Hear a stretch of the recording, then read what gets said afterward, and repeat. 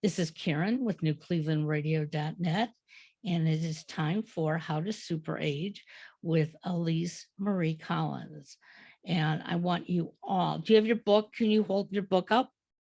I want you all to start reading this book because, Elise, I have to tell you, you know that I haven't been feeling well for the past week or so. And I went and I saw my doctor today, and we were talking about, learning how to eat small meals, how to take care of yourself better. And he said, and where are you getting your direction from? And I told him, and he pulled it off of his shelf. What? My cardiologist has your book. So I want you to know. I was like, well, then you better listen to the podcast today.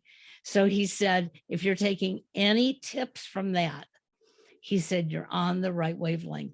He said, just do everything in small increments. So I want to thank you for writing the book. And now you know somebody else has your book, and he's a doctor too. Oh, I am like speechless. I swear she did not tell me she was going to say that. I did not. Yeah. I'm like so happy. That made my 20. It's 2222. If you're watching this in the future, I think that's my 2222 moment. Oh, that is so exciting. Well, maybe he can be on the podcast then. I think we'll have to have him as a guest too. Well, we have a great guest today. Yeah. So one more thing, I'm doing a sleep master class, and that's going to be this Sunday. If you're listening in the future, I'll also just drop somewhere to connect with me if you want to talk to me about sleep, and I'll drop the sleep master class. You can also check and see if I have any Eventbrite events. We're going to talk about sleep, how to sleep better. Most of us need to sleep better. Some of us are sleeping really poorly. I've struggled with sleep, so I love to help people sleep better, and using what I've learned in yoga and Indian medicine, Ayurveda. So look in the chat for that, or not the chat. I always call it the chat. It's the show notes. Show notes. So today we have a great guest, and I just found out, I know, I'll probably call him different names. I'll call him, his name is Kenny. He's Kenny Jones, born in Oakland. I didn't know that because I know him from Clubhouse. We're in a book club together. And I just found out he's from Oakland, which is great. He's from the Bay. Right now, he's living in Baton Rouge, Louisiana. He's an entrepreneur. He's a cannabis enthusiast. And since 1999, he's been on a journey of learning about himself, learning self. I love that. He's learning. We're all growing in this book club. We listen to audiobooks every day. We have these great discussions. If you're not on Clubhouse, it's a great place to be to learn and grow. And Ace, I'm going to call him Ace too. Ace, his podcast is called Things Money Can't Buy, which is a great way to start out today. And he's in his car because I think he had some battery, some car stuff. We all have these kind of things. So it's great. We can join from anywhere. We can listen from our car. We can be in a podcast from our car. We can see him. So welcome, Ace. Anything I didn't mention in your bio that you want to add in? Oh, no, that was perfect. Yeah. I'm residing in Baton Rouge, Louisiana right now. Adjusting to the country life. I like having my internet and making my podcast, but right now I'm adjusting, but it's coming through. It's moving faster than what I thought. So I'm enjoying it and dealing with the animals and basically having good places to meditate, quiet, a lot of grass areas, so you can just sit, just chill under the sun when it ain't raining. And yeah, it's progress. I love it. What brought you to Baton Rouge, and how long have you been living there? What brought me down this way was my mother passed away last year. Mm-hmm. So we had inherited some stuff, so I had to come down, check it out. But I was also in the midst of getting back into the country, and I was driving down to go to Atlanta, but I ended up coming to see my people, and then the story went from there. So I've been here a year now. I think this month, yeah, February makes it a year. And yeah, it's cool. It's not bad, but I still get to get out and travel. I still leave and go where I can go. Some like exploring things, taking my journey and traveling, seeing as much as I can, and can't wait till they open up so I can start traveling the world. I love it. I love it. And I think I've only known you when you've been in Louisiana. And sometimes, well, we're on the West Coast. I get up early for this book club at 6:30 California time. And sometimes Kenny Ace is out with horses. So tell us about the horses. I love that I feel like I've heard them too. Maybe you've unmuted and there's been like some sounds, or maybe I'm imagining in my mind that you're with the horses. Tell us about nature and the horses, because that's such a part of this show, is how to super age and being connected in that meditative way with nature, even if you're in a city too, because I think it's harder sometimes, but we're always we're on earth, and earth is nature. Even if we're just breathing in the air and we're visualizing that nature, of course it's easier to be out in nature. But any comments on, love to hear about your horses or what it's like to be in, I think you're on a farm or ranch, and tell us about that. Yeah, we well, yeah, they have a farm, a ranch, kind of combined. So it's so big, it's vast.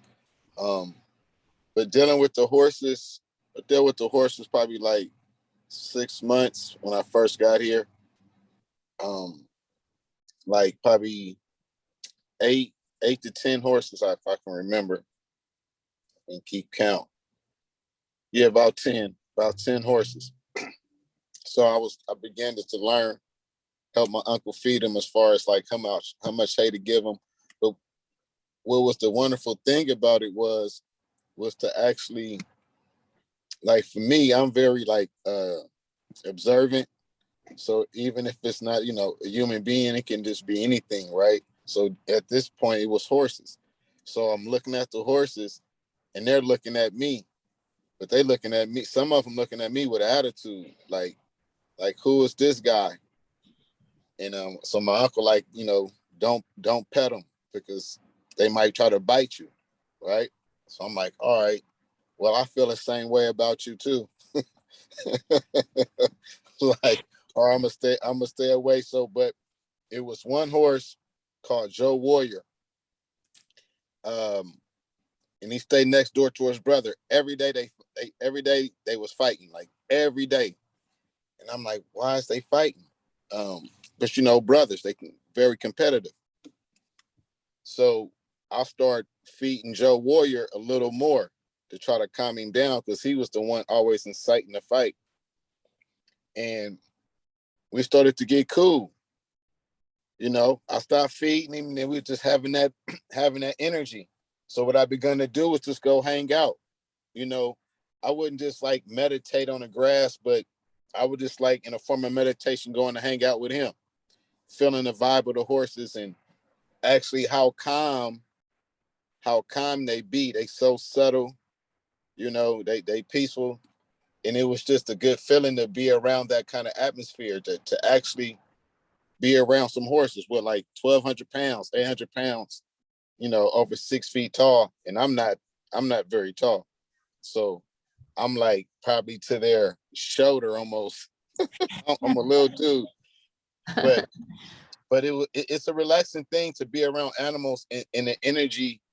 I think that we all carry, the same kind of energy. So to have him being a wild horse, being a young teenager, and then being around him, and then with the settling, because my energy was kind of crazy. My mom passed away and things that happened to me.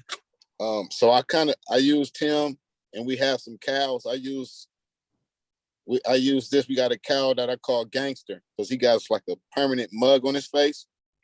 So if you put like an Al Capone top hat on him, and I took a picture, you would think he was just a gangster. It's just like, that'd be the first thing you come to your mind, because he's just like mugging, but he's a bull though. And I got to see him when he was like 8 weeks. So I've been around him his whole his whole little time of growing. And I go to the farm down there and I go hang out with him. When his mother or dad not tripping, but I go hang with him and just sit out there, sometime meditate, just in that area. Like I say, just that feeling. I forgot what they call it though. It's like a connection between man and animal, but it's a word for it, but I forgot. It's like a neural thing they call it, but it helped me a lot, just like adjusting to being in the country and just finding myself like, okay, this is cool, and I opened up even more. So now it's just getting busy, staying busy. Nice. Well, I forgot to say condolences and prayers for you on losing your mother. I know it's been a year, but it's hard to have a loss like that for anyone to lose a parent. So heart to heart for you for moving there and yeah, honoring your mother. I was thinking, I don't know if this is it, but maybe telepathy. I don't know, that might be too woo-woo, but I think with animals, I like that you talked about listening, because I have another friend who trains wild horses, and I haven't spoken to her in a while. She lives up in, like the Auburn area, and she's really into horses, and she would tell me all these things, similar to what you're saying, how she trains these horses, and the horses are teaching her about life, and I think with all animals, I have a rescue Chihuahua. My son and I both have taken care of her for many years now. I mean, we've had her, I think, like 9 years, but she was like crazy when we first got her. She would chase people, and she looks really cute, but she's like attacks. She doesn't hurt you because she's got no teeth, but that's another story. So I love how you talked about being with the animals and cultivating that listening, because it's kind of like the book club. When you listen to something, like teachers are everywhere. You can say God or spirit speaks to you through animals, through, what's in front of you. So, but animals are really like the personalities too. I love the different personalities that you're invoking. Yeah. Because definitely, if people would, don't have that much experience, excuse me, but when you be around animals, especially I would say farm animals, you start to really notice like this 800-pound beast, like it has its own attitude, like it feels a certain way. Like just like one day we go feed the cows, and I jump off the truck and I start walking because I'm feeling used to it, right? And to the left of me, the big cows like shot by. They just boom, they chased the truck. Now the younger cows, they're coming with the calf and they look and they start bucking. And now I'm just like, oh, okay, I know if this hit me, this gonna hurt. So I'm looking at them and they just bucking. So I'm like putting my hands up, screaming at them to move. So when I got to the point, my cousin's like, man, you seen how happy they was? I said, happy? I said, man, they was bucking. I said, you didn't see, he kicked at me, but I was a distance apart, but he kicked towards me. I said, man, you didn't see that? And he said, yeah. He said, yeah, they was happy, man. They was happy. They seen you. They knew they was getting some food, some feed. He said, they just be happy. They don't mean no harm. I said, but like children, let a child do something. Children, they be jumping, they be happy, they be running to the playground. So I kind of like pictured that kind of thing. Like, they were happy, but they just big. So they're gonna play rough, right? And we're, even though we're like on top of the food chain, but we're still fragile. So, but to see them, I'm like, y'all happy? And then when we put the food out there, they didn't jump around no more. I got to walk up on them and touch them. They just like, yo, thank you. Like think we was hungry, So it's just a humbling thing to see that I'm learning not only how to to be kind, because like being around those kind of beings, it humbles you because you don't want to get hurt. Because if you're going in there like with an attitude, right? Like human beings, we can kind of go in there, energy kind of thrown off, and ain't gonna be too much of nothing. Maybe some words, it may not be nothing. Now with these animals, you got the wrong kind of energy. It might not be good for you, you know. Either they feel you too aggressive, or you may be, they get scared. That's cool because they don't want no problems. But then if you acting too timid or acting like you just like you don't care, then they gonna show you something, you know, because a bull tried to run over a truck we was in. He hit the door. I said, "You see that?" I said, "Don't do that to him," because he turned the car towards him and dipped out, and he hit it. I said, "Man, don't do that." I said, "What if he just wanted to keep just ramming the truck? We threw it because the other cows gonna feel his energy, and then we stuck in the truck for a couple of minutes because they ramming the truck." I said, "Man, I ain't playing those games." You know, but to see those kind of things, it just help you understand, for me, how we need to treat people. Yeah. You know, and stay humble, and give out, and give in to much positive energy we possibly can. And that's you know, through being in action, right? We're kinetic beings anyway, so we create energy out of thin air. So if we're able to create energy, I look more towards leaning towards the positive energy, even though I understand it's still a negative current going. That's part of life.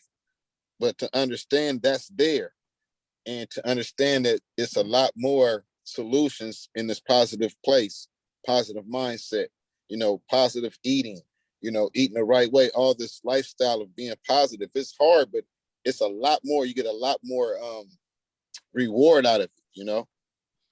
You know, even just seeing people like listening to you all talking about the book, you know, and I'm sitting there I was checking out the book last night, and I'm just sitting there and I'm like, wow, she wrote this book. And then to see a doctor had the book. So it's like, you know, you can't neglect good knowledge. And that only really comes from understanding the solutions are coming out of the problems, which may seem like problems, but they're actually solutions to how we need to just be better within ourselves and with people. So I thank you for that. Nice contribution. Oh, you're muted. We can't hear you, Karen, or something. No, I was muted. Thank Oh, you for okay. reminding me. Ace, as I was hearing you talk about the animals, a lot of therapies now include especially horses. My youngest son is on the autism spectrum, and he was introduced to horses at a camp. Sadly, the therapist who was introducing him did not do a good job, because my son saw the horse up front and personal, and that was terrifying to him. And instead of bringing him slowly up to the horse, they basically approached the horse. The horse was calm from what I understand, but still, it's big and huge. It took him a couple of years to understand what they were trying to do. And he was somewhere where there were horses, and he said to the people, "Would you slowly walk me out to the horse?" And as they did, he was talking to the horse in his head. He was having this conversation. And once he got close, the horse started to nuzzle his neck. So there is an energy. You know, my son wasn't afraid this time. The horse probably saw there was a calmness to it, you know, and I just find it's unbelievable the sense that these animals have and how they can help us. Yeah, I totally agree. That was dead on right there, because that's exactly what I was just thinking one day. I think I was another day out there giving some cows some hay, and just watching. I just threw a few bales, and I kind of just sat on them for a while, and I was just like, wow. It's like it was calm. It was just like calm. All I heard was the wind blowing, in a couple of moves, and I was it. But it just felt so calm, and it just looking at them, they looking at me, and it's like, all right, y'all cool, and I throw some more out, and then go and felt like a relief, like, you know, like some negative energy or something, weights got lifted, you know, in that moment. So it's I believe that does work, you know, as they have the rescue dogs or cats, but they have also the animals that help with people with anxiety and things of that nature too. Yes. Right. Yeah. And I have met a couple of people that have animals, and it works. It's helping them get through the anxiety and actually breaking out to being a more confident person within themselves when it comes to taking care of issues. Yeah, this is awesome. Yeah, I didn't know this was going to be the conversation, but definitely I think from having a rescue Chihuahua, just petting her and like teaching her to calm down, because we don't know where she even really came from. She was supposedly found on the street somewhere, you know, hours, hundreds of miles away from where we are. And she was actually taken to a cat shelter, because that's where they take Chihuahuas in Central California if there's no room in the animal shelter. And so, you know, she's tiny, but just helping her to calm down. I mean, she's getting older, so that kind of calms you down, because she doesn't have as much energy to go crazy, but the difference in how much more calm she is, like, that's very gratifying. And I think it's calmed me down, because like you said, that there's that moment, it's very therapeutic, because you sort of like drop into yourself. And I do believe this is, you know, what I've learned in yoga too. I help people just to be, you know, just take a deep breath, and you could be sitting with the horses, you could be full on meditating, you could be doing a yoga pose, but the more we drop into ourselves, then I think that does create this healing. And we can't really put our finger on how it happens. I'm sure if some scientists hooked us up with electrodes or something, or, you know, but they're going to do stuff like that in the future, right? There's going to be stuff like that. And someone was just telling me, actually, her son is, you know, I don't know, maybe has ADD. And she said there's a video game that he plays, and that the game won't let him go to a higher level until he slows his breath down. I was like, that's so cool.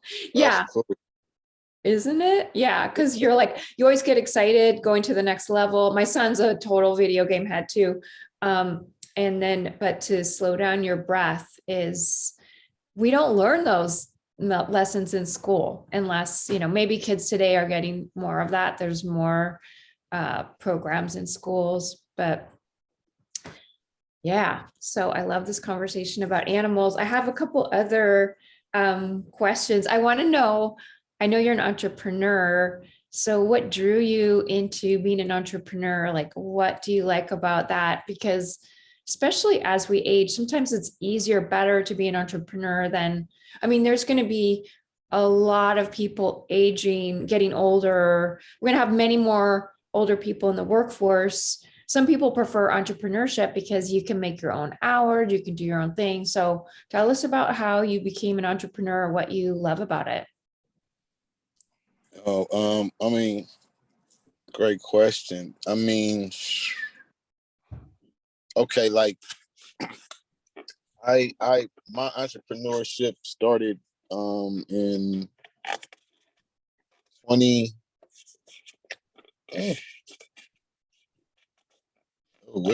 2002, 2003. Wow. Yeah, 2002, 2003. And it was just over a conversation, which I'm kind of like reserved on certain things, kind of shy. But my cousin had put it out there to one of our uncles, to our uncle. We was visiting him in LA. And then he was like, "Oh, you can? Like, you can detail?" I was like, "Yeah, I think I'm all right with it." And you think you can run a business? I'm like, "Yeah, I know I can run a business, but I don't think I want to do that." But he was like, "All right, well, see what you do. Like come up with a plan, the materials, how much costs, right? Come up with a business plan, which I didn't know that was back then. Cheat sheet. So came up with a plan, wrote it out, and that was it at that time. It was kind of like chill. So I went working. I was working. But I was probably like 20 at the time. I was working and I kept getting laid off. Like, so from 20 to 28, I got laid off. And I was working in the tech industry. So, that was before everything what it is now. Like just to see the way stuff is, and to actually been there, like even met some of the people or seen them, and then be like, dang, these dudes are like, they're hecka rich, like it worked. So to see been going through that all that time, and I just kept getting laid off. So the last time I got laid off, I said I ain't working for nobody no more, because I believe for me it was playing on my psyche, because everywhere I apply, I get jobs. That wasn't a problem, The problem was, is this company gonna stand? Because I'm gonna come and put in this work and do what I gotta do, and then I look up, you talking about service pay. It's like, dude, like, okay, the service pay good, but I want to work, and I was young. So I just went on and started the detail business with someone else. I went to really work for someone else, really to manage their business and help them grow that. And I did that probably like 2 or 3 years, which it went well. My ideas was working. He had some kind of clout, so all that played in my favor, right? So I'm working. I'm going to events, all through United States. I'm going to McGuire, places, down there to Monterey to the car show. I'm just getting invited, so I'm out there. So, and then I broke off from him because we had some disagreements. So I broke off from him and did my own thing. And a lot of those people I lost because, I don't know, but they had fell off. And yeah, they stayed with him. And then I jumped and did my own thing, and I started to, I met a friend of mine, I met him, and he was in the Navy, and he was a retired, a veteran, but he was the bodyguard of, at the time, Al Harrington, who played for the Warriors. He was his bodyguard. So he tied me in with him. And when he tied me in with him, that was it. I was being modest, probably charging like $35, $40 all those years to wash cars. And when I got with those guys, they was like, man, we're just gonna give you this much amount. And I'm like, what? For real? I'm like, just to wash it? He said, yeah. I'm like, all right, cool. And that was it. I started meeting all the athletes, washing the Warriors cars, and seeing a lot of the people that stars now. They wasn't stars then, but I got to see them. So watching all the Raiders and Oakland Athletics and, private chefs, trainers. I mean, he put me on. So Yeah. that was it. And then I always stayed like reading books, learning. I like computers, so I was always taking IT courses and things of that nature, keeping myself active. But I found the gift that I had, and I was I wouldn't say like just through the gift of washing and then becoming a master detailer, but to understand that I know how to build businesses, because I built a few of them and sold them, got a portion, or I built them and seen them grow. So that means that it confirmed to me that I had a beautiful mind. So I didn't believe in myself like that. I didn't get that kind of talk. So seeing these examples happen, I was like, oh, wow. So I've been an entrepreneur over 20 years. So to see people like talk about it or hear it, and how they, all the rah-rah, and I was like, yo, do y'all really know? It's like, yo, I'm like, I've been doing this for like 27 years. I guess what you want to see, the cars in the house, it wouldn't make no difference to me because you wouldn't understand what it take to get to that point until you start to get in it, and 3 or 4 years, and I'm like, dude, all right, cool. I'm like, I'm 20. It's like I've been on my own. I haven't worked for anybody since I was like 22 years old. That's cool. I like that. And I like your humble, calm approach. It ties in with being able to talk to horses. Right, exactly. It's a connection. I love it. And I know you're doing I think you're doing some classes, and I want to hear about your podcast. Maybe go to that first, and then you can tell us about your classes. I'll remind you if, your podcast, Things Money Can't Buy, because that is health, that is wealth, that is, we're all blessed to live as long as we live. We don't know if something could happen to any of us, but I think what we're talking about today is this steadiness. I hear the steadiness in your voice. You just got such a nice, calm, I just want to listen to you telling me all these stories.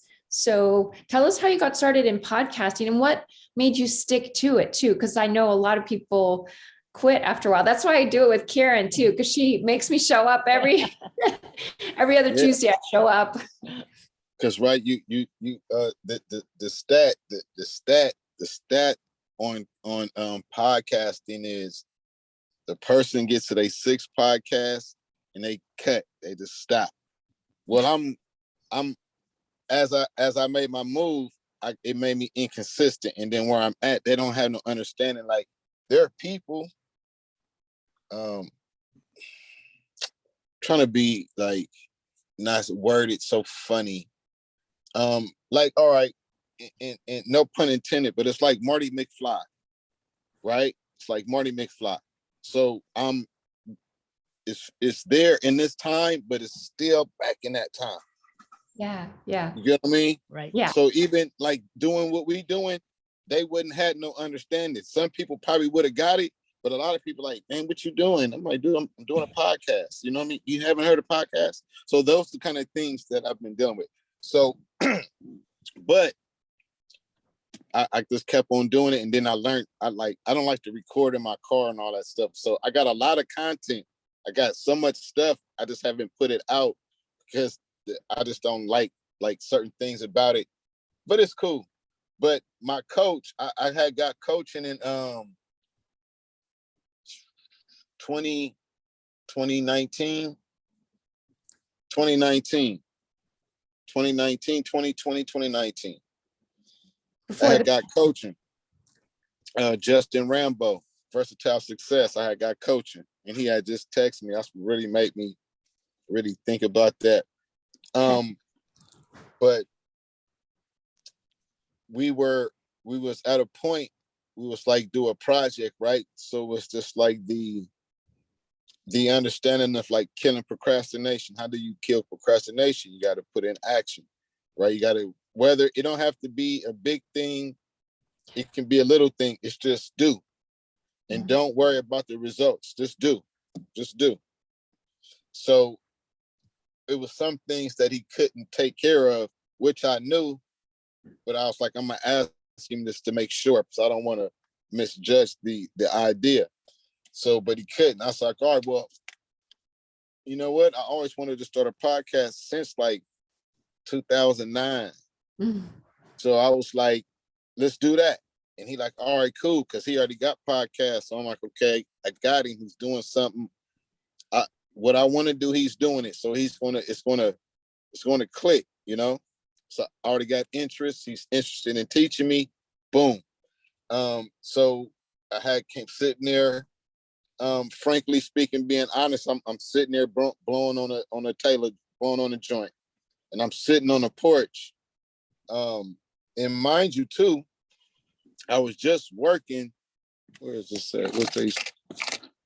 I was just working for the union. I was looking at this card, my union card. Okay. So I was just working at the union.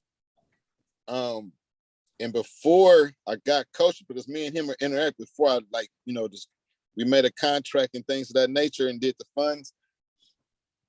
I was working. I was probably making 80, 100,000 a year, but I got hurt, like 300 pounds slammed on my arm.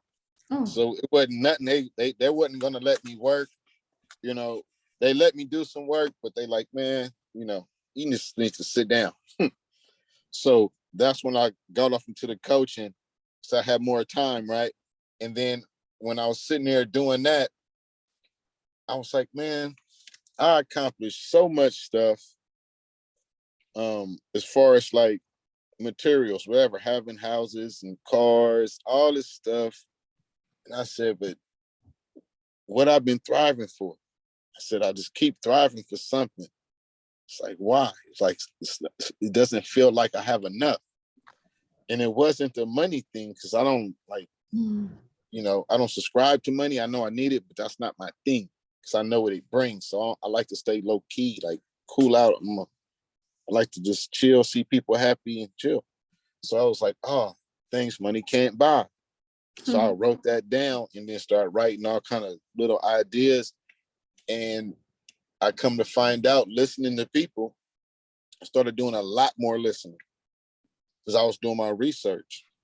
And I found out a lot of people search for things that'll never make them happy. Or people want to grab things, but they don't know how to obtain it. And they think they can go work and save. And I tell people, I said, how much money? Well, I had told myself first, because I like to talk to myself, like chill with myself, because I know I'm a person. So I got a spirit, soul, right? So I'm like, how much money you want to save, Ace, to make some moves? How much money, dude? You got to know, right? It's like the roadmap. You got to have an idea. So I just listen, and I'm like, you know what? People need motivation, discipline, that drive, that why, the killing self-doubt, procrastination, self-sabotage.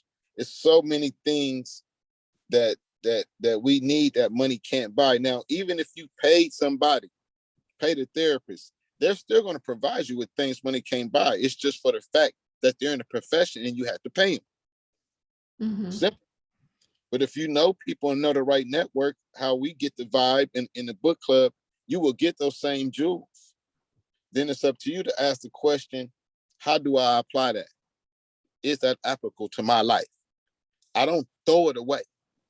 I'll put it in the toolbox. I'll stay with the Batman belt, the utility belt. So I just click it over there somewhere, because I might need it one day. I don't know when. So I try to share, and that was the basis of that. It's like, get people on the show that's willing to share their stories. And now, mind you, it scares some people because it's things money can't buy.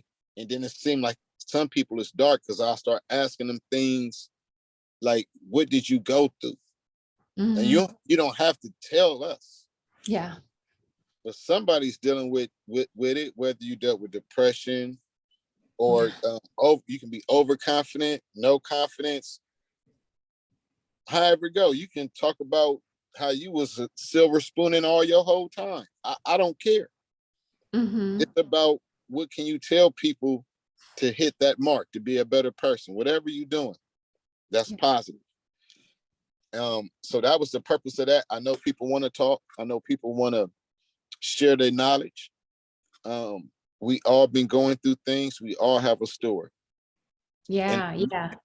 And I know for a fact that where a person want to get to in life, money ain't gonna buy it. Absolutely. And and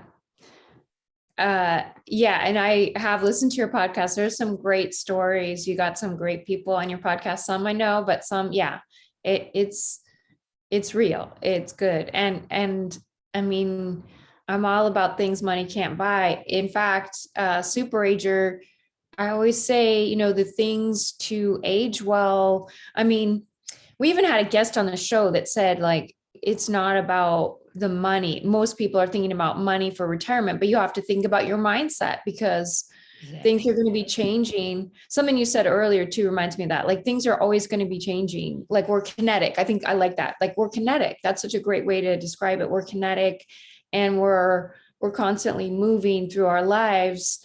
And I think there's part of, maybe it's kind of a human nature. Like, we just want to compartmentalize and go like, oh, I have my money, retirement. But then you get there, some people, and they're like, what, they lost their identity, like if they worked all their life. So we try to help people with all these ideas and ways to, like, boost up themselves. Join the book club. We have a book club, or on Clubhouse, we do that book club every morning on the weekdays. And I know you're doing other things. Speaking of money, because this is curious, I don't know anything really.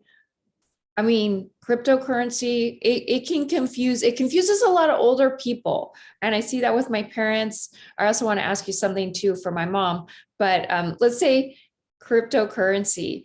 How do you teach people? I know you have a course. Just tell us about that, because especially older people, they might be listening. And I think you might have a way to teach them, because people don't get it.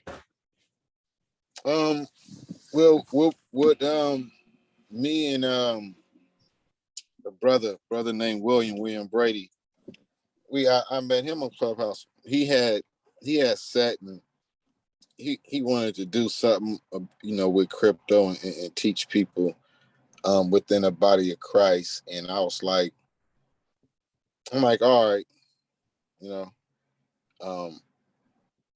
but so, and I had to teach you a few things.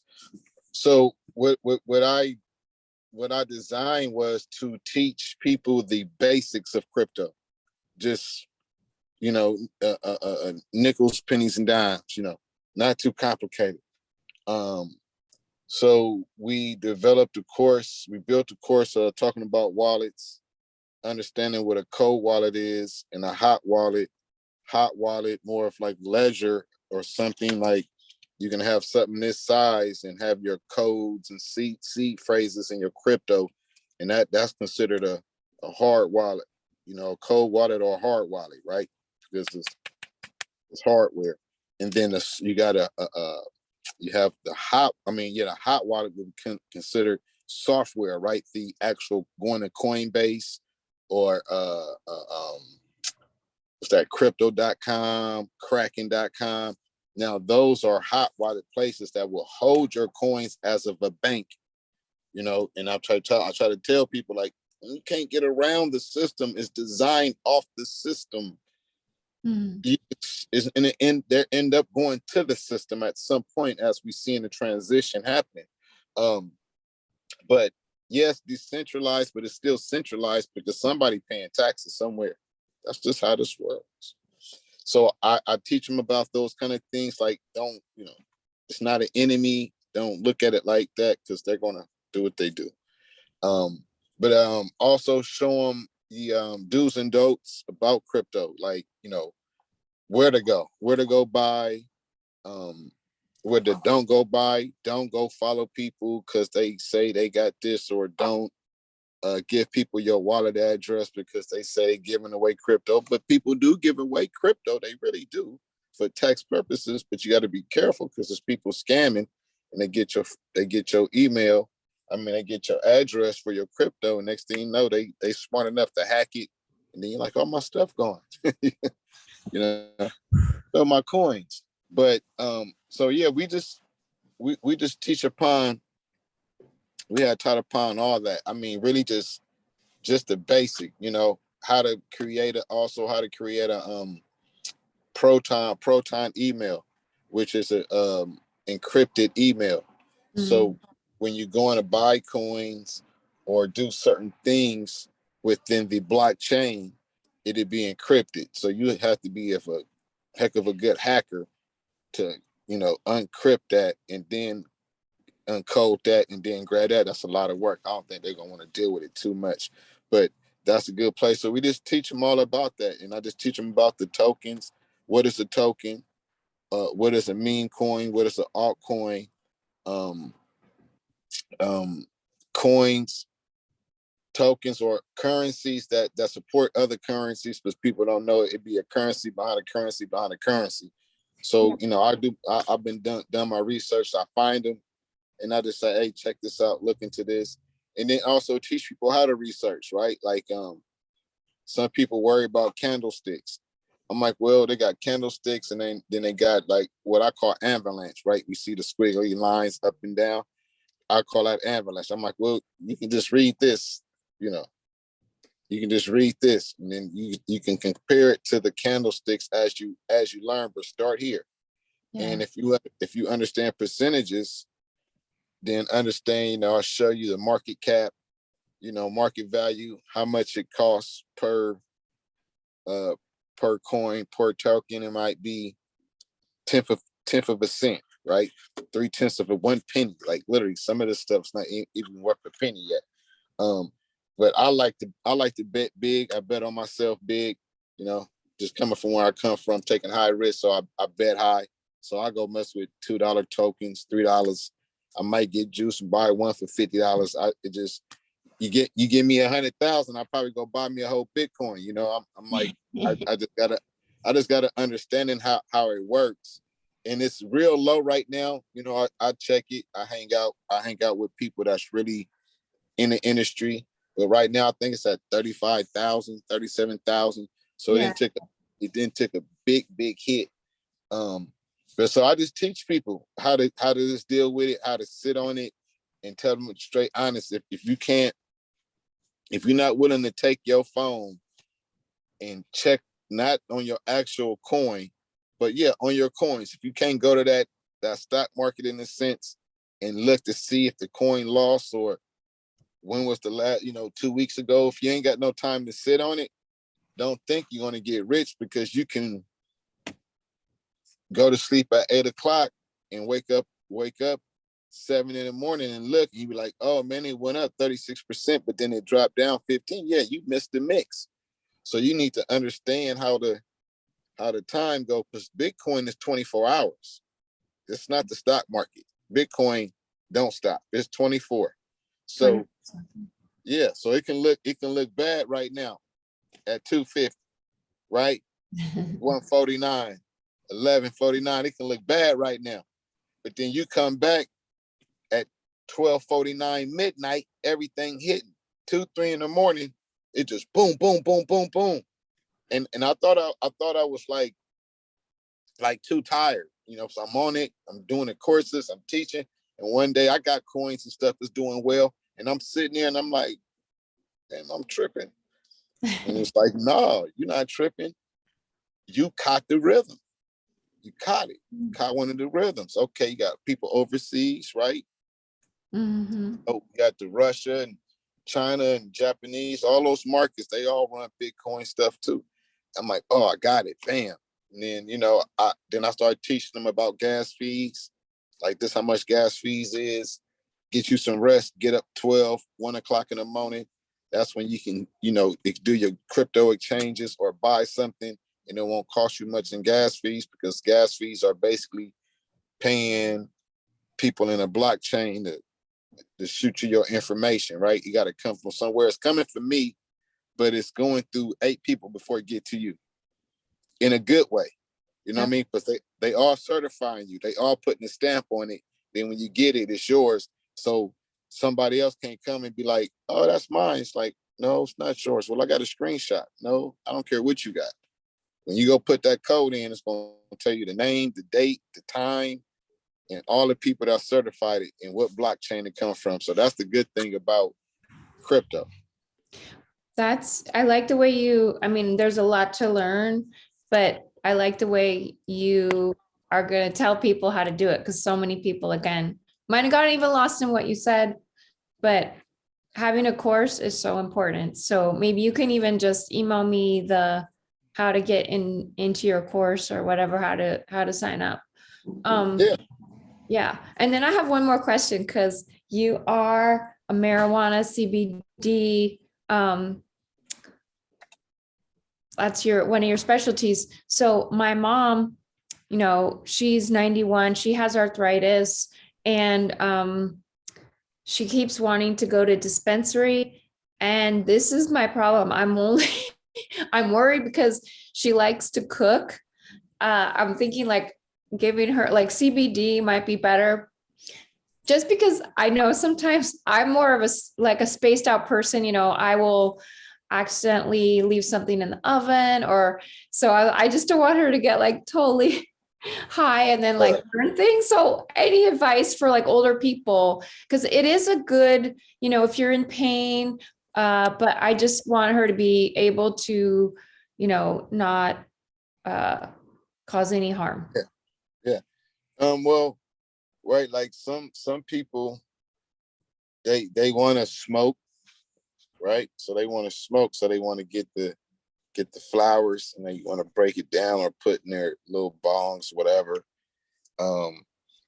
Then some people just like working with Cecil. Some people or other companies, and that's a wonderful story. That's a whole nother thing in itself. But me personally, I tell people, my elders, more of eating it, Yeah.